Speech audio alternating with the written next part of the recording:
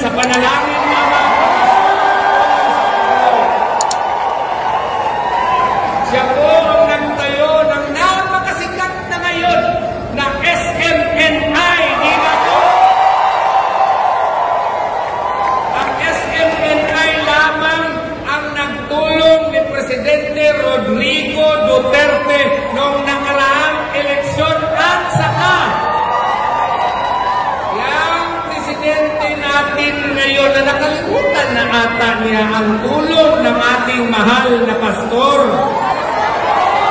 Nagkaroon ata ng amnesia ang ating Presidente ngayon sa tulong ni Pastor Apollo C. Quiboloy.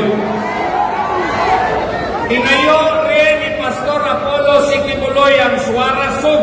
Tinayo niya ang Keepers Club International. Tinayo niya ang Children's Foundation. At iba-iba pang organisasyon na nandito sa Pilipinas at mag-ibang sa ibang bansa. Yan po si Pastor Apollo C. Quiboloy. Meron siyang kaibigan. Hindi lamang kaibigan, kundi para na niyang kapatid. Tinulungan niya noong eleksyon at naging presidente ang ating pinakamamahal na Presidente Rodrigo Duterte. Dahil po sa kanyang suporta ng ating pinakamamahal na Presidente Rodrigo Duterte at sa kanyang anak, ang ating Vice Presidente Sara Zimmerman Duterte. Alam na mo ninyo kung anong nangyari sa KOJC at sa kay Pastor Apollo C. Quiboloy. Ginawa siyang poster boy ng political harassment of the present administration.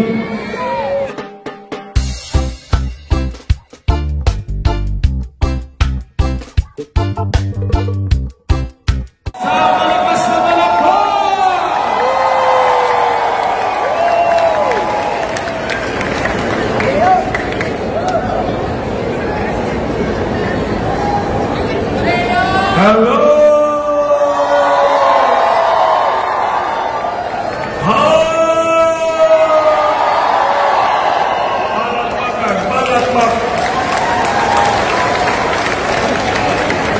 In behalf of PDP Lab, that I am the Vice President for the Visayas.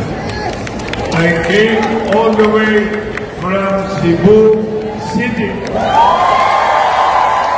At ipag itong gathering sa kaibigan ko, Matali, walang iba, 53 sa Banlupa, Quiboloy for Senator. Ano pa ba ang kailangan kong sasabihin? Tried and tested yan si Quiboloy. I have known him. Alam na alam ko si Quiboloy. Apollo. I've been mayor and I've been serving the country for 31 years already. 31 years. Naging presidente pa ako ng Councilors League sa buong bansa. Vice Mayor's League sa buong bansa. Presidente po ako sa lahat ng mayors. League cities of the Philippines, and that brought me, nakakilala ko kasi nagpunta na noon when I was the mayor in the city of Cebu somewhere 2010. Kaya nga sabi ko sa sarili ko, sabi kasi ni MJ, Mayor Mike, after last night with Adman and MJ, in-interview ako, ano ba sasabihin mo? Wala na ibang sabihin. Kailangan natin si Pastor 53 Quiboloy sa Senado. Tama ba ako? Kailangan natin taong totoo. taong may puso, taong who will convert like all of you. And that is why I want to be counted. I want to be counted itong importanteng gathering. I know I have visited Pastor Apollo Kibuloy, and I know he is much. Tama ba ako? Pastor, hindi man ako pastor. Pastor Apollo Kibuloy, andyan ka, kikinig ka sa amin, nandito po kami. Mahal na mahal namin kayo. Finally, with binibilangan, our chairman, Mayor President former Igo Duterte also endorses Kibuloy for Senator, including Vice President Sara Duterte. And last but not least, all of us, Partido PDP Laban, bring Kibuloy 53 for Senator as part of our group. Maraming salamat. Magang salamat mga Bisaya. May gabi kaninyong tanan. Bisaya ang dako. God bless!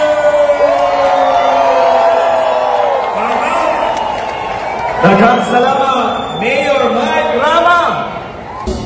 Kaya ang aming panawagan ngayong eleksyon na ito, iboto ninyo ang mga kaalyado ng Pangulong Duterte na naroon sa harap at iboto ninyo ang mga senador ni Pangulong Duterte para mapagtibay ang pagbabalik sa Malacanang ni Sara Duterte.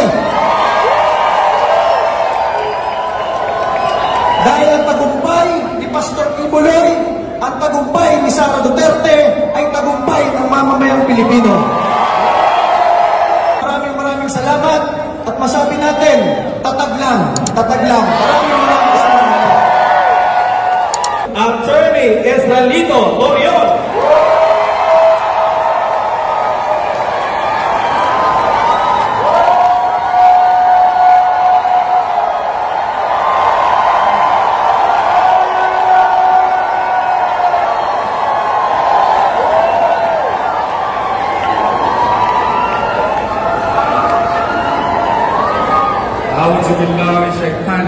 Bismillahirrahmanirrahim. Assalamualaikum warahmatullahi wabarakatuh. Mayong gabi sa ato ang tanan. Tatag pa ba tayo? Suportahan ba natin si Pastor? Mga kaibigan, ako po si Attorney Israelito Bobet Torion. Ako po ang official spokesperson ng ating pinakamamahal na Senator Apollo Kibuloy. Bakit natin piliin si Pastor?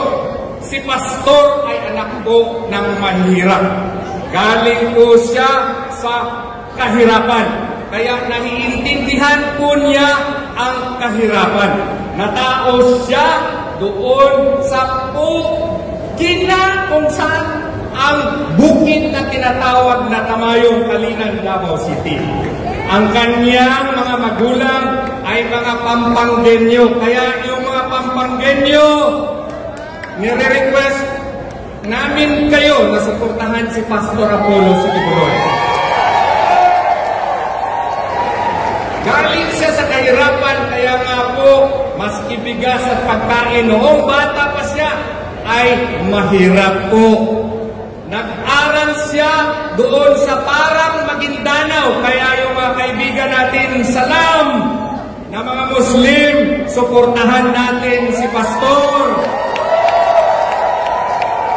Naging scholar po siya sa Bible School at siya po ay itinataguyod ang kanyang sarili hanggang nagtapos po ng theology. Ganyan po ang ating pinakamamahal na Pastor Apollo Kibuloy. At dahil po sa kanyang mga gawaing mabuti noong 1985, itinayo niya ngayon ang Kingdom of Jesus Christ.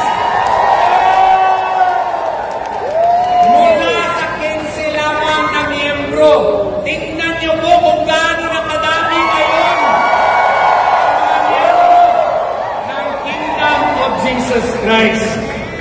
Present po ito sa buong mundo at ngayon po ay isa sa pinakarespetado na religious organization sa buong mundo po.